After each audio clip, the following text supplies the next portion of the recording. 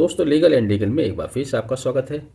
राष्ट्रीय लोकदल यानी कि आरएलडी अगले चुनाव में वो एनडीए के साथ मिलकर चुनाव लड़ेगी, यह स्पष्ट हो चुका है।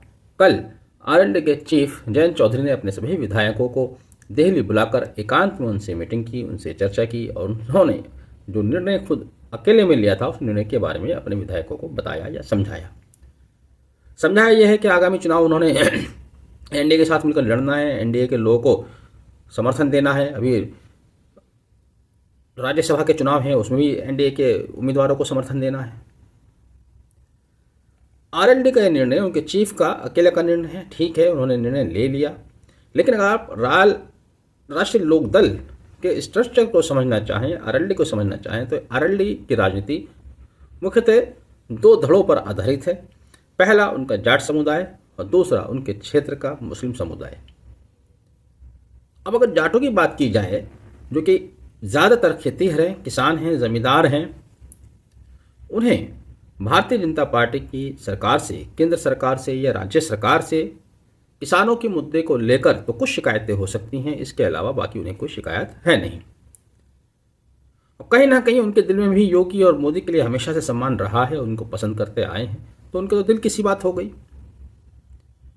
लेकिन मुस्लिम विधायक और आरएलडी के मुस्लिम नेता खामोश हैं।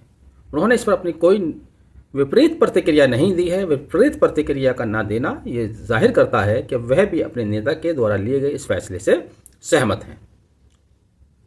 जबकि मुस्लिम समुदाय के लोग हमेशा भारतीय जनता पार्टी के खिलाफ रहे हैं, विरोधी रहे हैं, ये तथ्य की बात है, ये छुपी हुई नहीं है। अब तो स्थिति ऐसी है कि अगर मुसलमान भाजपा में जाना चाहें तो भारतीय जनता पार्टी नहीं लेना चाहती उनको। भारतीय जनता पार्टी को इसी बात में फायदा नजर आता है कि मुसलमान उनका विरोध करते रहें, ये भी एक तथ्य है। बहरहाल जो मुस्लिम नेता हैं अब तक वो भारतीय जनता पार्टी के विरोध की राजनीति करते हैं, इसमें कोई दो राय नहीं है। लेकिन आरएलडी द्वारा भारतीय जनता पार्टी के साथ चले जाने का निर्णय, एनडीए में चले जाने का निर्णय, उस पर इन्होंने क्यों खामोशी साधी हुई है? उस पर उन्होंने खामोशी इसलिए साधी हुई है क्योंकि उनके नेताओं को, उनके विधायकों को दिख रहा था कि तो आरएलडी का अपना कोई वजूद है नहीं 20-22 जिलों के बाहर, ना राज्य सरकार में है, ना केंद्र सरकार में है, ना भविष्य में सरकार में आने की कोई उम्मीद है। तो उन्हें बैठे बिठाए सत्ता पक्ष मिल गया, विपक्ष से वो सत्ता पक्ष में आ गए।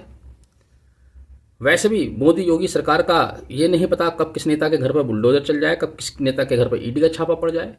तो उन्हें यह भी राहत की सांस महसूस हो रही है कि चलो अब इस खतरे से भी जान बची, अब वो उस सरकार का हिस्सा बन गए भाई, वो इसलिए खामोश। लेकिन यहाँ पर एक बड़ा सवाल खड़ा होता है और ये सवाल पहली बार नहीं हो रहा है। आज़ादी के बाद या यूँ कहें वर्ष 1980 या 82 के बाद से बार बार ये सवाल पैदा होता है कि भारत के राजनेताओं की, भारत की राजनीतिक पार्टियों की क्या कोई विचारधारा है या नहीं, इनकी अपनी कोई आइडियोलॉजी है या नहीं। अगर हम प्रजातंत्र की बात करें और ये मान लें कि भारत प्रजातांत्रिक राष्ट्र है, हालांकि ऐसा सीधे सीधे है नहीं। मान लें अगर भारत प्रजातांत्रिक राष्ट्र है तो यहाँ प्रजातंत्र में जो भी राजनीतिक पार्टीज राजनीति करती हैं उनकी अपनी एक विचारधारा होती है, उनकी अपनी एक आइडियोलॉजी होती है। चाहे वो सत्ता में रहें तब भी अपनी उसी विचारधारा पर कायम रहते हैं, विपक्ष में रहें तब भी उसी विचारधारा पर कायम रहें। आप अमेरिका का, ग्रेट ब्रिटेन का उदाहरण देख सकते हैं, जहाँ सत्ता के लोग अपने नेता के द्वारा लिए गए गलत फैसलों के खिलाफ भी वोट कर देते हैं। ब्रिटेन में भी ऐसे उदाहरण भी आए हैं, अमेरिका में आते रहते हैं।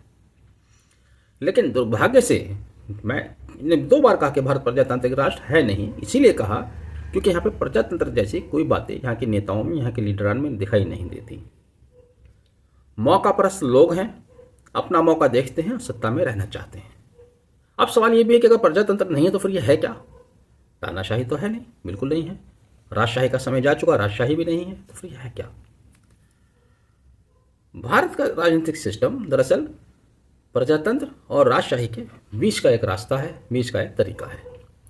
कुछ राजशाही जैसा है, लेकिन राजशाही का तरीका, आने का जो तरीका है, जो प्लेटफॉर्म है, वो प्रजातांत्रिक है। यानी कि हम प्रजातांत्रिक रास्ते से राजशाही चुनते हैं, नेता नहीं चुनते, राजा चुनते हैं। चूंकि राजा अपने निर्णय अकेले लेता है, जैसे जयंत चौधरी साहब ने लिया। उन्होंने अपने लोगों से नहीं पूछा कल अपने विधायकों के साथ मीटिंग की, उससे पहले उन्होंने कोई मीटिंग किसी के साथ करना मुनासिब नहीं समझा, ना किसी को बताना मुनासिब समझा। इस तरह से बिना आइडियोलॉजी के, बिना विचारधारा की जब राजनीति होती है तो यह प्रजातंत्र के लिए एक बहुत ही खतरनाक सिग्नल है। मैंने बार बार दोहराया, ये पहली बार नहीं है, जयंत चौधरी ने नहीं किया है, नीतीश कुमार इसका एक बहुत बड़ा एग्जाम्पल रहे हैं, कभी इधर कूदते हैं कभी उधर कूदते हैं। महाराष्ट्र में आपने देखा सत्ता के लिए क्या क्या खेल हुआ, और अभी रिसेंटली खबरें आ रही हैं कि फारूक अब्दुल्ला वो एनडीए में जाने वाले हैं। मतलब आप जिसको गालियां देते हो फिर उसी के साथ कैसे बैठकर खाना खा लेते हो, उसी के साथ कैसे आप समझौता कर लेते हो, ये कमाल की बात है। और ऐसा भारत में ही है, किसी और देश में आप ऐसा नहीं देख सकते। पाकिस्तान बांग्लादेश में भी हो सकता है, वो भारत का ही हिस्सा है, हमसे अलग नहीं है। लेकिन जब हम प्रजातंत्र को डिफाइन करते हैं और जहाँ जहाँ की हम डेफिनेशन पढ़ते हैं जिसके आधार पर प्रजातंत्र हमने बनाया है, हम वहाँ से बिल्कुल मैच नहीं करते। हमारी रगों में आज भी राजशाही वाली आदतें हैं।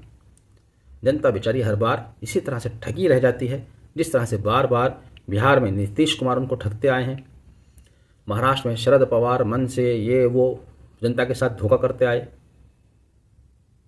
अब फारूक अब्दुल्ला अपनी जनता को धोखा देने जा रहे हैं, तो भारत के लिए कोई नई बात नहीं है और इसको किसी भी सूरत में स्वास्थ्य राजनीति नहीं कहा जा सकता। ये दुर्भाग्य वाली राजनीति है, ये दुर्भाग्यपूर्ण स्थिति है जहाँ पर आपकी आवाज़ आपके नेता आगे पहुँचाने के बजाय वो वहाँ जाकर सरेंडर कर देते हैं और आप ठगे से सड़क पर बेसहारा असहाय खड़े रह जाते हैं।